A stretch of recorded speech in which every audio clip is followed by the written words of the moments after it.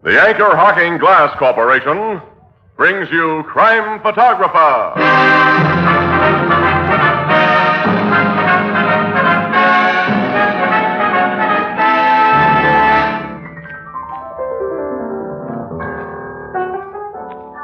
Say, Mr. Marvin, who do you think will go to the Rose Bowl this year? Well, I don't know, Ethelbert. Do you think the weather will turn any colder, Tony? Well, I can't say, Casey. Tony, you like skirts the way they are this year? Or do you think they should be shorter? Can't answer that one, Ann. Tony, haven't you anything to say this evening? Oh, definitely, Casey. Anchor Hocking is the most famous name in glass.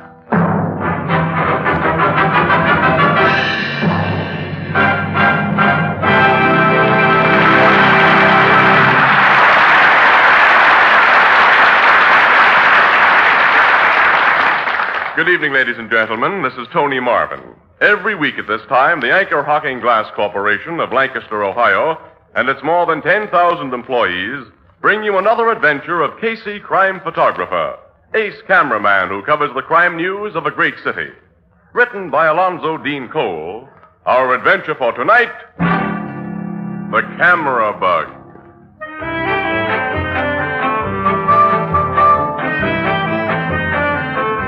Mid-afternoon, the photographic department of the Morning Express. Casey sits sprawled at his battered desk, wearing the scowl of a man who began his day with a dull razor and cold coffee. The door opens and a young man enters. Excuse me, Mr. Casey in? Yeah, that's me. My name's Forster, Mr. Casey. Alan Forster. I've heard a lot about you. Yeah, I know. I'm on all the sucker lists. What are you selling? Oh, nothing. That is, well, you see, I'm a photographer. Huh? Who isn't? Sometimes I think every guy in the world is a camera bug. What's on your mind? Looking for a job? Yeah. See the city editor. His name's Burke. Fourth floor above here. Well, I've already seen Mr. Burke, and he says there aren't any vacancies here. Oh. I've been to all the other papers, too. I thought you might advise me how to get a start. How old are you? 21. You got a job now? I work in a camera supply store. I know a lot about taking pictures, honest I do. And, well, my wife and I decided that it's time for me to break into the line I've always wanted. And You got a wife? You got a job with regular hours, and you want to break into my kind of racket? Yeah. Oh, boy. My advice is forget it. This is the lousiest game there is. You're out at all hours. People shove you around. You can risk your hide to get a good shot, and the city desk may stick it on page 10 if it's used at all. This is a dog's life, kid. Keep out of it. Yeah, but you get around and you see things. Oh, you see things. I guess you believe all you hear on the radio, huh? Well, okay, camera bug. Here's the only way I know how to break in.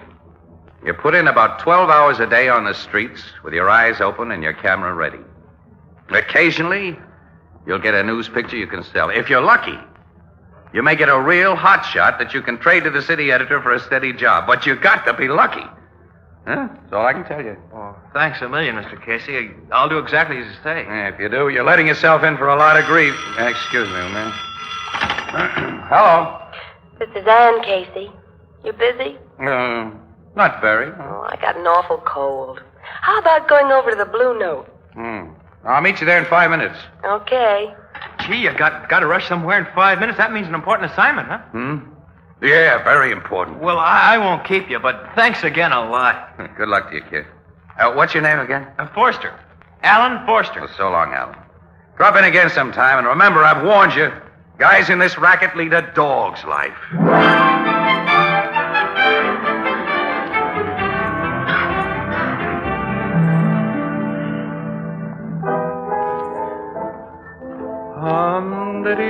Another small beer, Ethelbert. How about you, Annie? Something's good for your cold, huh?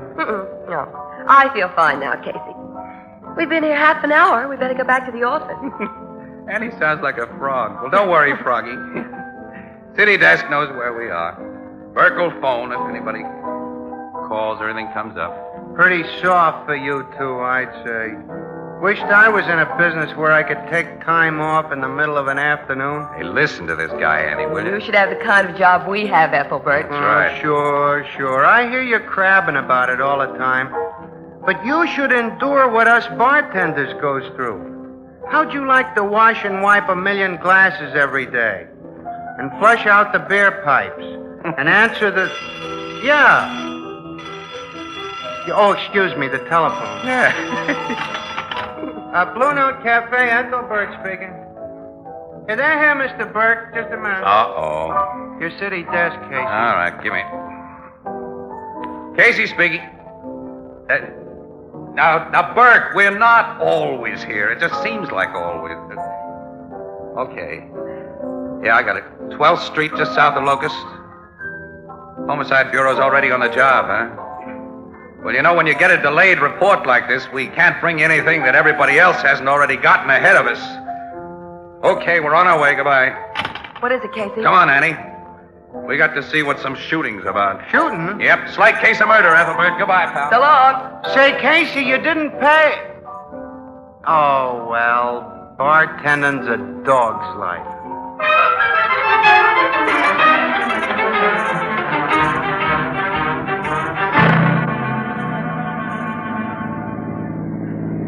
Hey, they've got the street roped off, Casey. Yeah, we'll leave the car here, Annie. Come on. They're lifting a stretcher into the morgue. Oh, I'm going to get a shot of that. Okay. Well, that means the medical examiner's finished his Now, job. let's get inside those lines. Will you let us Okay. through, please? Oh, there's Sergeant Flanagan. Hey, Flanagan. Hey, Casey. Hi. Hello, Miss Williams. Hi. You two are getting here kind of late, aren't you? Now, don't rub it in. Hey, who did they just haul away in that meat wagon? The not too much lamented murder victim was a gent unfavorably known as Max Blake. Max Blake. The lawyer? Oh, don't let decent lawyers hear you call him that, Miss Williams. Max Blake was a shyster. That rat wasn't even straight with his own clients. Well, the cops know who killed him? We not only know who killed him, but we've already got the mugs who did it. This case is all sewed up. Give, Sergeant. Let's have the details so I can get them to my paper. Okay. According to eyewitnesses, the late Max Blake, who just stepped out of the barber shop behind us here, suddenly flopped in the middle of the sidewalk about where you're standing now. At the same time, a gunshot was heard, and a second later, a green sedan which had been standing across the street started away in such a big hurry that it crashed into the back of a truck, only a few feet away from the traffic cop on the corner. Who do you think they were? Santa Claus and the Easter Bunny, huh? They were Butch Silver and Tony Russo. Boy, they're a nice pair of hot shots. Two of the sweetest gorillas in town. And you've got them dead to rights, Sergeant? I've told you and Casey all I'm allowed to say now to the newspapers. You'll have to get anything else from Captain Logan. Yeah, where is Logan, by the way? In the back room of the barber shop, they're questioning witnesses. All right, come on, Annie, let's go in. Wait a minute, Casey. Nobody goes in Oh, there. now, Flanagan. I got my orders, Casey. Hey, look, you and I are pals. Sure, but you keep out of that barber shop, pal. Is that nice? It's what goes. Now, if you'll be a nice guy, Casey, and won't try any tricks to get where you're not wanted, as you've done too many times before, I'll give Miss Williams a tip. A tip? Oh, it's not anything I'm not allowed to tell you, understand? It's just something I forgot to mention to the other newspaper boys and girls. All right, it's a deal, Flanagan. No tricks. What's the tip? One of the witnesses to the shooting is quite an important guy. Who? Richard M. Krager. What, the contractor? Biggest in town. Hey, I interviewed Clago when he got the city paving contract last year. His offices are somewhere around here. Right across the street. Yeah, of course. I recognize the funny old-fashioned building now. The only elevator it's got is hidden in back of the stairs. Of course, I couldn't find it. I had to walk up to Clago's office on the third floor. Say, Flanagan, did Klegel see those gorillas in the car shoot Blake? Well, he says that... Oh, here he comes out of the barber shop. You can ask him yourself. Oh, Mr. Clago. I'm Ann Williams of the Morning Express. We met last year. Oh, yes. How do you do, Miss Williams? Hold it, will you? Huh? Thanks. I hope you don't mind my snapping a picture of you, Mr. Klegel. Well, no, not at all. Mr. Clago, will you give us an eyewitness account of what happened? Well, as I've just told Captain Logan in there, I happened to be at the window of my private office just across the street when the shot was fired. Oh, your private office is on the third floor, as I remember, right? That's right. I saw this man Blake fall. Then I saw a green sedan start up and crash into a truck. I hurried out to the elevator. The operator brought me downstairs. I saw the man in the sedan arrested, and, well, that's all. Well, did you see the shot fired from the sedan? No, I can't say that, Miss Williams. But the sedan is obviously where the bullet came from. The medical examiner says it must have been fired from about 5 feet above the street level, which means the killer sat in an automobile or stood on the sidewalk or street. Yeah, only one shot was fired, huh? That's all. Mr. Casey's the name. Both gorillas in that sedan are dead shots, Casey.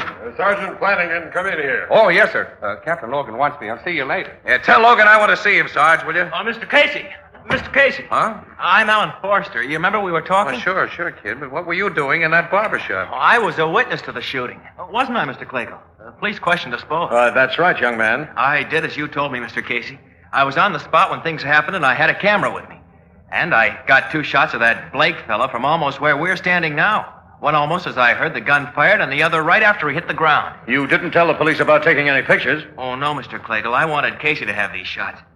I've got hot stuff, haven't I, Casey? Exclusive news pictures, the kind that'll get me a job on the Express? Now, well, let's get to my office, develop your film, and see just what you got. Oh, no, let me develop the film at home, Mr. Casey. I'd like to do a complete job on it. Huh? Well, all right, but blow them up to 8 by 10 and be sure to use a fine-grained developer. You'll see the kind of job I can do. I'll have the prints at your office inside of 45 minutes. Oh, which way is your home, young man? I live on Nelson Street, Mr. Clayco. Oh, good. I'm going in that direction. My car's around the corner. I'll drop you off. Oh, that'll be swell. Oh, Mr. Clago. Yes, Captain Logan? I want to ask you a few more questions. Will you come back into the barber shop, please? Well, I have important business to attend to, Captain. There's nothing so important as this murder right now. Come in, please.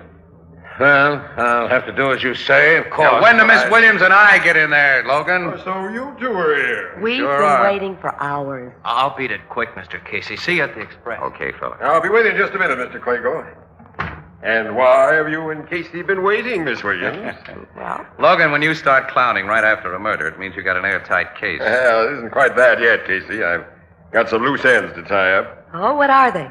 Well, the medical examiner took a .38 caliber slug out of Blake's body.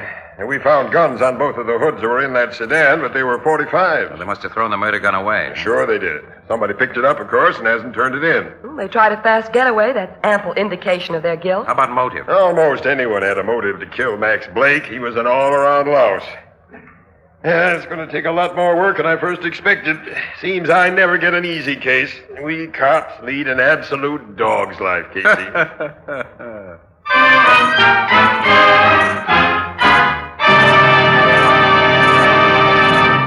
Our story will continue in just a moment. You know, Alex, I really like good, wholesome beer and ale. So do I, Tony. But there's one thing that's always bothered me, and that's the way empty bottles clutter up the back porch and basement. And that's one of the big reasons for the new Anchor Glass one-way no-deposit bottle. Oh, you're right, Alex. You never have to bother about returning empties to the store. When the bottle is empty, you get rid of it as you would any other food container. And you don't have to bother about deposits. No more fussing with extra pennies. And the new Anchor Glass one-way no-deposit bottle is a glass bottle. And because it's a glass bottle, it brings you beer and ale that tastes as beer and ale should taste. Clean, clear, sparkling, unaffected by any foreign flavors. No cloudiness, no discoloration. Beer that's brewery bright. Is it any wonder that the new Anchor Glass one-way no-deposit bottle is sweeping America? For perfect flavor, demand beer in glass bottles. For extra convenience, demand your favorite brand in the new Anchor Glass one-way no-deposit bottle. A product of Anchor Hocking. The most famous name in glass.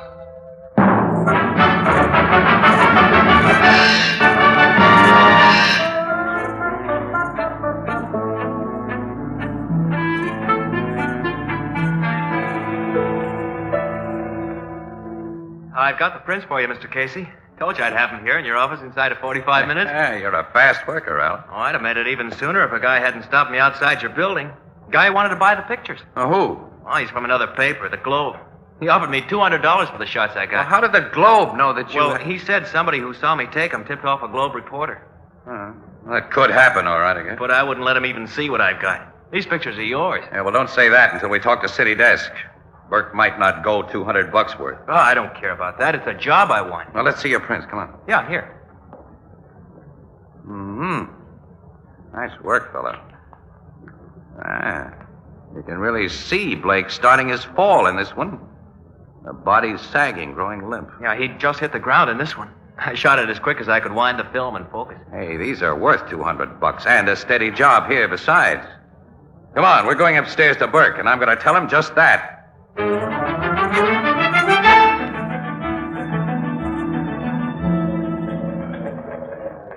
Well, $100 for the 2 pictures is my limit, Casey. And we don't need any new staff photographers. Burke, no other paper in town will have these shots. They're worth every cent of the $200 the Globe has already offered, and we can use this young fella. Are you telling me how to run this paper? It's okay, Mr. Casey. I'll take the 100. You're crazy if you do, Alan.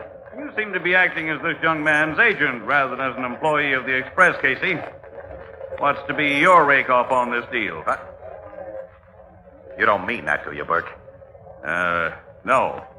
But 100 is tops. Come on, kid, let's go. Okay. Casey, you know I didn't... Sure, but someday you'll make one of your... nuts to you. Oh, gee, Mr. Casey, I'm terribly sorry. Never mind. It's all right. I told you this newspaper racket was a dog's life, fellow. Now maybe you believe me. Take these pictures to the Globe and get you $200. Well, I hate Well, you'd be crazy to do anything else. Did you, make any extra prints of those shots? Yeah, 2 of each. Well, could I have the extras? I won't use them, of course. Just that they're nice, clean camera jobs. I'd like them to remember Bert by. Sure, here they are. Thanks. But take the others to your Globe guy right now. In this racket, a guy has to sell to the highest bidder. I tell you, it's a dog's life.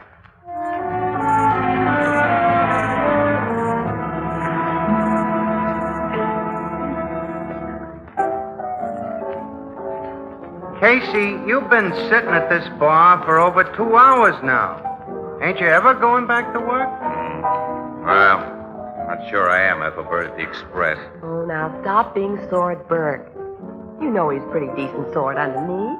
Underneath. And I'm tired of digging underneath Burke to look for his good points. You know, for 2 cents, I'd go over to the Globe myself and strike Curtis for a job. Now, there's a city editor who knows values, and he's also an okay guy, too. Well, thank you very much, Casey. Huh? Mr. Curtis. Hello, Miss Williams. And when do you want to start to work on the Globe, Casey? Well, I haven't exactly made up my mind to make any change, Mr. Curtis. You're just crabbing about something, eh? You'll never leave the Express. The Express is... Well, good paper. Okay. Yeah, but we sure let you pull one over on us today, getting those exclusive murder pictures for only $200. What exclusive murder picture? The Blake killing, of course. Give Mr. Curtis a drink on me, Ethelbert, will you? Sure. Oh, excuse me, there's the bar phone. We didn't get any exclusives of the Blake Blue Note killing. Cafe. Well, you That's bought the Ethelbert stuff that speaking. Forster kid got. Forster kid? Sure, Alan Forster, the young camera bug. I never heard of him. You'll have to speak louder, ma'am. Wait a I can't minute. hear Say, what, Curtis, huh? didn't you send a guy from the Globe to buy those shots from... Casey, I haven't the vaguest idea of what you're talking about. The call's for you, Casey, and Mrs. Forster on the wire. Mrs. Forster. Uh-huh, you want to talk to her? I'll say I do. Miss Give me Williams, will you be good enough, if you can, please, to tell me something? Hey, hello, Casey speaking. They told me at the Express to call this number, Mr. Casey. I'm Ellen Forster's wife. He's with you, isn't he? No. Oh, but you know where he is. No? Oh, that something's happened to him. Huh? What do you mean? Well, almost 3 hours ago, he phoned me at the place where I work about the pictures he'd taken of that murder. Yeah? He said he was going to develop them, then meet you and phone me back. But he didn't phone, and somebody's been in our apartment. Somebody's... Well, I found the lock on our door broken, and the closet Alan uses for his darkroom, the things had been broken and knocked around. Has anything else in the apartment been disturbed? No, just the things in the darkroom. Oh, Mr. Casey, what do you think's happened to him? I don't know. But I'll do my best to locate your husband. Do you think you can? Now, take it easy and don't worry. Goodbye for now. Goodbye. Annie, come on. Excuse us, Mr. Curtis, will you? Where are we going, Casey? My car across the street. The copies of those murder pictures are there in my equipment case. And I want to take a very careful look at them.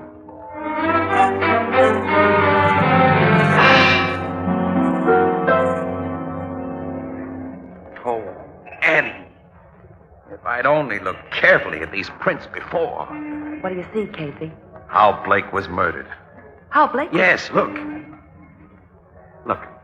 When Forster took the pictures, his lens was stopped down to get a good depth of focus. Yeah? He got not only Blake, but a sharp picture of the building across the street. Yeah, Well, in the first picture, the bullet has just struck Blake. He's slumping. He's beginning to fall. And a ground floor window of that building is partially open, Annie. Look. Yeah, just a few inches. Yeah, but in the second picture, which shows Blake lying on the sidewalk, that window's closed. He was shot from behind that window, and the killer closed it right after he fired. Right, that's it. Now, look at this third floor window in both pictures. It's the one that Richard M. Clagle said he was standing behind when he heard the shot. Well, did you see anybody there? No, Casey. Clagle could have gone down to the first floor and waited for Blake to come out of the barber shop and... Yeah. Then, after he shot him, Clagle closed the window, did a quick dash up the stairs to the third floor, and rang the elevator bell. Yeah? The operator picked him up there, and Clagle was supplied with a pretty good alibi, Annie, because the bullet entered Blake's body on a horizontal line. He couldn't have been shot from the third floor. But Clagle's a reputable businessman, Casey. Why did he kill Blake? Well, never mind. That doesn't matter now. Point is, he must have killed him. And Clagle is the only person beside you, Forster, Burke, and me who knew about those pictures. He was with us when the kid told about taking him, remember? Oh, yeah. And he offered to take the kid home right afterwards. And if Captain Logan hadn't detained him... He'd have gotten the films then, sure. He sent somebody to wait outside the Express building to buy those pictures. But Forster wouldn't sell until after he'd seen me. And then I played into his hands by telling the kid not to accept Burke's chiseling offer. The phony Globe reporter got him into a car after he left you and kidnapped him. Because the kid only had prints of the pictures, Annie.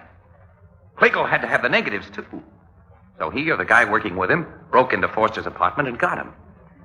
Evidently, Forster didn't let on that he'd given me a set of prints, or I'd have received a call from him, too. Well, maybe they've killed him by now. Well, Annie, if they've killed that kid, I'm partly responsible. Oh, that's crazy. I gotta find Logan right away. We're gonna start for headquarters as soon as I can unlock this ignition. Don't make a move. Clagle. There's a gun in this pocket, Casey. You remember that too, Miss Williams, and that a man in danger of the electric chair will stop at nothing to protect himself. I'm getting into the back seat. Start your motor, Casey, and drive as I direct. Okay. Guess you heard what we were talking about. And not by accident. Young Foster did say you had prints of those pictures. I waited a long time for you. Now start driving. Straight ahead for the time being. That gun makes you the boss. Mind giving us a hint of where we're going? We're joining young Foster. He hasn't been harmed yet.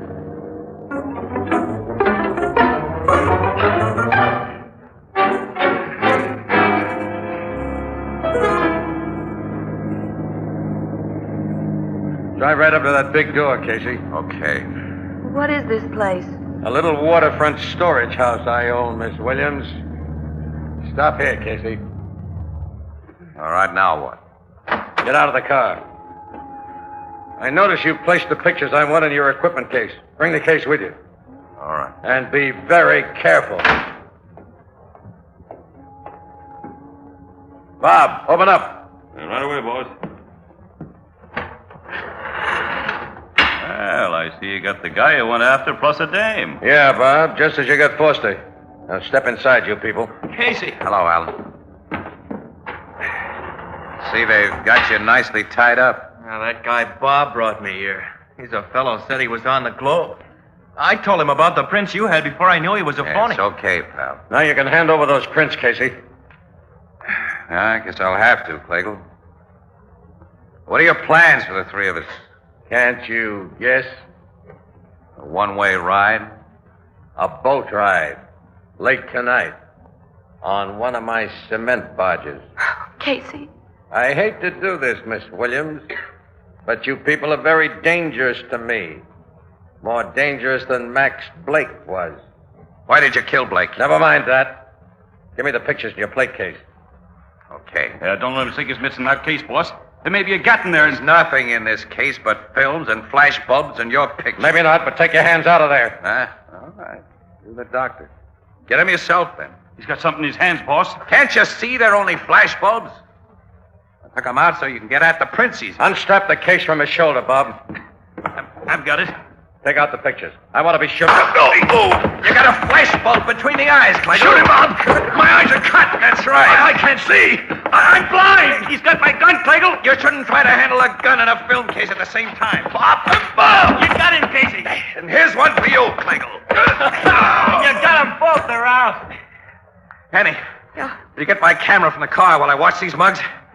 I'm going to use some flash bulbs now to get a few front-page pictures. And if Burke doesn't put them on the front page, I will take a job on the Globe. Oh, now when did I hear that one before?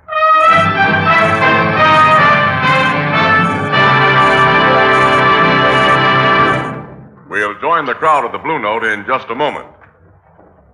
If men had to clean pots and pans every night, they'd really do something about it. They'd go right out and invest in a complete set of Fire King oven glass. If only because Fire King oven glass is so amazingly easy to clean.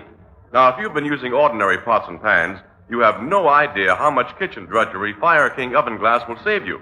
You see, Fire King oven glass has a special non-porous surface that's literally mirror smooth, the result of a scientific process exclusive with Fire King.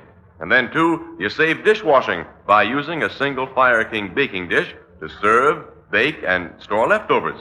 Now, you'll find a wide variety of Fire King casseroles, pie plates, and baking dishes in all sizes at your favorite chain and other retail stores where household glass is sold, all at amazingly low prices, all guaranteed for 2 years against oven breakage.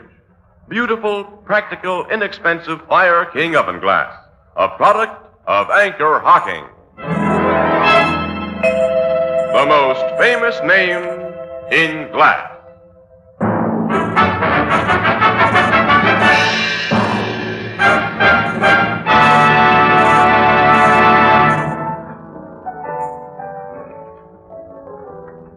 Why did Claygle kill that guy, Max Blake, Casey? Well, Ethelbert, shyster criminal lawyers like Blake are sometimes blackmailers. Well, Blake was. Claygle was paying him and finally got tired of it. Yeah. Claygle knew that Blake patronized the barber shop across from his office building and invariably went there on Saturday afternoon. All he had to do was to watch and to wait for him. See? He figured on a pretty good alibi from the elevator operator. He made it look better by bringing those two gunmen, Silver and Russo, to the neighborhood with a phony telephone message. Yeah, you see, they thought they would have met somebody there. But Claygle had framed them as a pair of natural suspects. They knew that with their record, it wasn't healthy to be caught at the scene of a killing, so when they heard the shot, they tried to beat it, which made them really look guilty, you see? I see. After what the Forster kid went through, I guess he'll be glad to go on working in a store. Yeah? Oh, no. He's got the stuff it takes, the kid. Casey's browbeaten Burke into putting Alan Forster on the regular staff, Ethelbert. Yeah? Oh, well, he's taking the job on his own responsibility, though. Yes, sir. I've warned the kid. And now he's seen for himself that press photographers... Lead a dog's life. Yeah, that's right. We certainly do. Casey, as my sister Edna says, quote, them as complains about leading a dog's life seldom want to trade places with any other breed of animal. Yeah, unquote. Give Casey another Fido biscuit, Ethelbert. Pour it in his usual glass.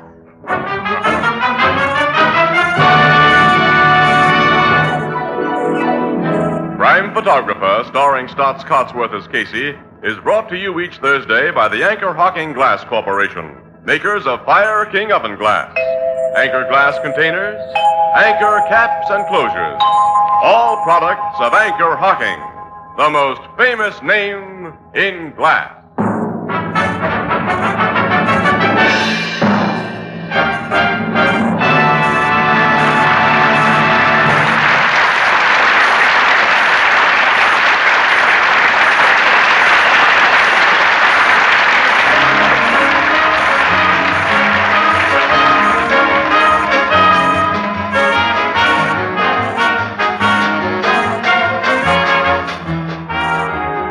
Crime Photographer is directed by John Dietz. The original music is by Archie Bleyer, and the program features Miss Jan Miner as Anne and John Gibson as Ethelbert.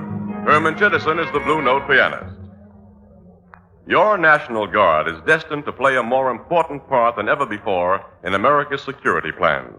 The National Guard offers young men regular Army pay and training without interference with their normal civilian life. If you're between the ages of 17 and 35, married or single, join your local unit of the National Guard. This is Tony Marvin saying goodnight for the Anchor Hocking Glass Corporation of Lancaster, Ohio, with offices in all principal cities of the United States and Canada.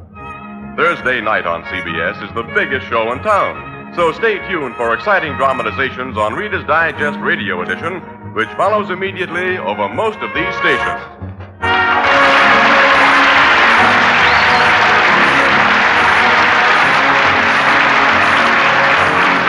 This is CBS, the Columbia Broadcasting System.